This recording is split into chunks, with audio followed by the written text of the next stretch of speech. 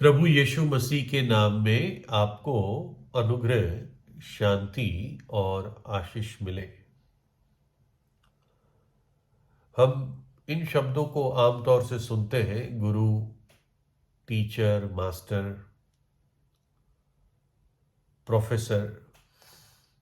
लेकिन मध्य एशिया में एक शब्द चलता है जिसे रब्बी कहते हैं, और कुछ लोग उसको रबाई भी कहते हैं, लेकिन आमतौर से हिंदी में हम उसको रब्बी कहते हैं।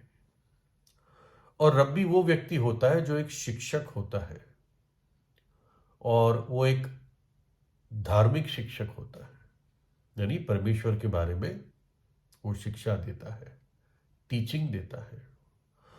और विशेषकर रब्बी वो होते हैं जो बाइबल पे विश्वास करते हैं, जो परमेश्वर का वचन है, जीवित वचन है, जीवित परमेश्वर का लिखा हुआ जीवित वचन है।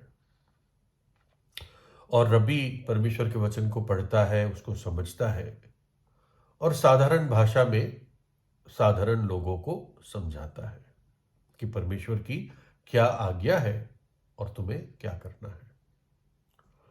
प्रभु यीशु मसीह जब इस पृथ्वी पर थे तो कई लोग उसको रब्बी कहकर भी जानते थे और पुकारते थे, लेकिन वास्तव में प्रभु यीशु तो महान रब्बी है। वो रब्बियों का रब्बी है, टीचर ऑफ टीचर्स, राजाओं का राजा, प्रभुओं का प्रभु। वैसे रब्बियों का भी रब्बी है। जब वो 12 साल का था तो बड़े बड़े जो डॉक्टरेट रखने वाले प्रोफेसर्स व्यवस्था के, प्रभु यीशु उनसे बातचीत करता था, है ना। वो रब्बियों का रब्बी था। इसके विपरीत एक नास्तिक व्यक्ति वो होता है जो परमेश्वर के ज्ञान को रिजेक्ट करता है, आंखें बंद कर देते हैं कि परमेश्वर कुछ है ही नहीं, और सिर्फ कमजोर लोग जो मेंटली इमोशनली कमजोर होते हैं वो ही परमेश्वर पे विश्वास करते हैं। और विशेषकर जो ऑर्गेनाइज्ड नास्तिक होते हैं वो बाइबल पे विशेष अटैक करते हैं, प्रभु यीशु पर विशेष अटैक करते हैं कि कैसे प्रभु यीशु कुंवारी से जन्मा, कैसे एक व्यक्ति क्रूस पर अपना प्राण जगत के पापों के लिए दे सकता है, कैसे कोई मरे हुए में से जी उठ सकता है, कैसे परमेश्वर मनुष्य बना सकता है। और वो यही मानते हैं कि मनुष्य जानवरों से निकल कर आया, वानरों से, बंदरों से। तो एक बार ऐसी कुछ घटना हुई कि एक फ्लाइट में, एक प्लेन में, एक रब्बी और एक नास्तिक दोनों साथ साथ एक सीट पे बैठे थे, मतलब लेफ्ट और राइट दो सीट्स पर बैठे थे एक ही रो में। और रब्बी का बहुत बड़ा परिवार था, और उसके बच्चे भी थे उसी प्लेन में, बच्चों के बच्चे थे, है ना, यानी चिल्ड्रन और ग्रैंड चिल्ड्रन दोनों उस प्लेन में थे। शायद हो सकता है 10-12 टोटल मेंबर्स थे। और जब फ्लाइट चल रही थी तो वास्तविक रूप से दोनों ने हाय हेलो कहा, कहाँ जा रहे हो, मतलब कहाँ रह रहे हो और क्या करते हो। तो इस चीज़ से बातचीत में दोनों को एक दूसरे को पता चल गया कि एक रब्बी है और दूसरा नास्तिक है। तो जब फ्लाइट चल रही थी तो रब्बी के जो बच्चे थे या ग्रैंड बच्चे थे, बच्चे तो ऑफकोर्स बड़े होंगे तभी तो उनके पोते थे, पोते पोतियाँ। तो कभी बच्चे आके पूछते कि डैडी सब ठीक है ना, कुछ चाहिए आपको, डैडी हम ये खा रहे हैं, आप भी थोड़ा सा खा लो, ये ड्रिंक पी लो, और ठीक है सब कंफर्टेबल है। फिर पोते पोतियाँ भी आते, है ना, वो ग्रैंडफादर को भी पापा कह देते हैं, फादर नहीं, वो उनके लैंग्वेज का वो है कि पापा आप कैसे हैं, ठीक है, कुछ चाहिए आपको मुझे बताना। तो जो नास्तिक व्यक्ति था वो इस बात को देखकर बड़ा उसको अचंभा हुआ कि यार बच्चे और पोते पोतियां कितनी चिंता करते हैं इसकी।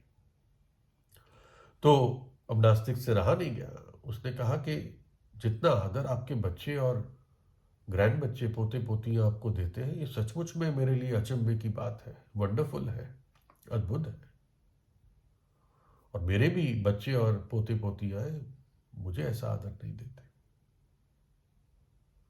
तो रब्बी ने इस मौके का फायदा उठाकर एक थोड़ा सा मजाक किया उसने, ताकि सत्य उसके मन में पहुंच सके नास्तिक के। रब्बी ने कहा थोड़ा सोचो इस पे, मेरे बच्चे और पोते पोतियां मेरे बारे में क्या सोचते हैं।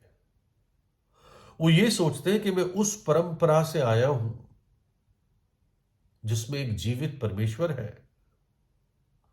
और जो अपने लोगों से बात करता है, एक ऐसा परमेश्वर जो अपने लोगों को आशीष देना चाहता है। मैं अपने शब्दों में बता रहा हूं। और अब आप अपने बच्चों और पोते पोतियों के बारे में सोचो। उनको मालूम है आप नास्तिक हैं, और आपकी परंपरा क्या है?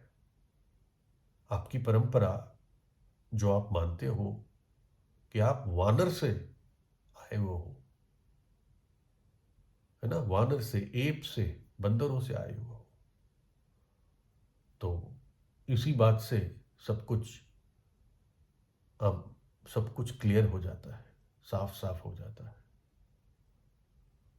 ऑफ कोर्स वो एक मजाक बना रहा था कि क्योंकि तुम बंदरों से आए हो तुम्हारा आदर नहीं होता। हम उस परंपरा से, उस वंश से आए हैं जिससे के साथ परमेश्वर बातें करता था और आज भी अपने वचन के द्वारा बात करता है। खैर, उसका उद्देश्य ये नहीं था कि नास्तिक को जलील करे, लेकिन ये था कि उसके मन में सत्य पहुंच सके कि परमेश्वर है और जीवित है। निश्चय जानो कि यहोवा यानी यीशु ही परमेश्वर है। उसी ने हमको बनाया और हम उसी के हैं। हम उसकी प्रजा और उसकी चराई की भेड़ें हैं। उसी ने हमको बनाया, वो हमारा सृष्टि करता है। हम उसी के हैं, उसकी प्रजा है और उसकी चराई की भेड़ें हैं। मेरे मन का स्वामी तो तू ही है। तूने मुझे माता के गर्भ में रचा है। मैं तेरा धन्यवाद करूंगा, इसलिए कि मैं भयानक और अद्भुत रीति से रचा गया हूं। तेरे काम तो आश्चर्य के हैं और मैं इसे भली भांति जानता हूं। तूने मुझे माता के गर्भ में ही रचा है। तू मेरे एक एक अंग को जानता था। तेरे हाथों ने, तेरा वचन जो तूने कह दिया था, उसी ने मेरी रचना की है। तू मेरा सृष्टि करता है। परमेश्वर का दास परमेश्वर के लिए कहता है, उसने हमें बनाया, हमने पढ़ा। हम उसकी प्रजा है और उसकी चराई की भेड़े हैं। वो भेड़े क्यों कहता है? पहले कहता है हम उसके हैं, फिर कहता है तुम मेरी चराई की भेड़े हो। ना केवल वो हमारा सृष्टि करता है, पर हमारा चरवाहा भी है। जैसे एक चरवाहा भेड़ के लिए चिंता करता है, वैसे हमारी चिंता करता है। चोर किसी और काम के लिए नहीं, परंतु केवल चोरी करने और घात करने और नाश करने को आता है। यूहन्ना 10 में लिखा है, मैं इसलिए आया कि वे यानी मैं और तुम जीवन पाए और बहुतायत से पाए। अच्छा चरवाहा मैं हूं, प्रभु यीशु ने कहा। अच्छा चरवाहा भेड़ों के लिए अपना प्राण देता है। उसने अपना प्राण मेरे और आपके लिए, जगत के लिए, मनुष्य जाति के लिए क्रूस पर दे दिया, अपना बलिदान दे दिया। हम भेड़ों की तरह भटक गए थे, अपने अपने मार्ग चुन लिए थे। परमेश्वर ने अपने पुत्र पर हमारे पापों का सारा बोझ, सारे पापों को, अधर्म को लाद दिया और यीशु ने हमारे खातिर सारी सजा सही। परमेश्वर के हाथ से, उस सच्चे न्यायी के हाथ से क्रूस पर यीशु ने अपना बलिदान दे दिया। एक बलिदान के मेमने की तरह वो बलि हो गया। उसके बारे में कहा, देखो परमेश्वर का मेमना जो जगत का पाप उठा ले जाता है। यीशु का लहू हमारे पापों की शुद्धि के लिए, क्षमा के लिए बहाया गया। और जब कलवरी पर, उस पहाड़ पर यीशु प्रभु ने हमारे लिए अपनी जान दी, तो हमारे लिए एक सोता खोल दिया गया। इज़राइल के लिए, हमारे लिए एक सोता खोल दिया गया कि पापी वहां जाकर शुद्ध हो सकता है। और वो सोता हर एक के लिए खुला हुआ है। प्रभु यीशु हर एक पापी के हृदय पर खड़ा हुआ खटखटाता है, क्योंकि वो जीवित है। वो तीसरे दिन मृतकों में से जी उठा, और इसलिए खटखटाता है, अपना जीवन का द्वार खोल, मैं प्रवेश करूंगा।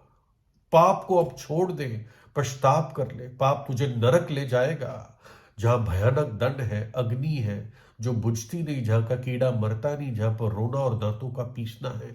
इसलिए आज अभी अपने पापों से पश्चाताप कर ले, यीशु पर विश्वास कर ले। जो भी विश्वास करेगा वो उद्धार पाएगा, मुक्ति पाएगा। तू और तेरा घराना उद्धार पाएगा और अनंत जीवन पाएगा। प्रभु यीशु से प्रार्थना कीजिए, प्रभु यीशु आपको आशीष दे।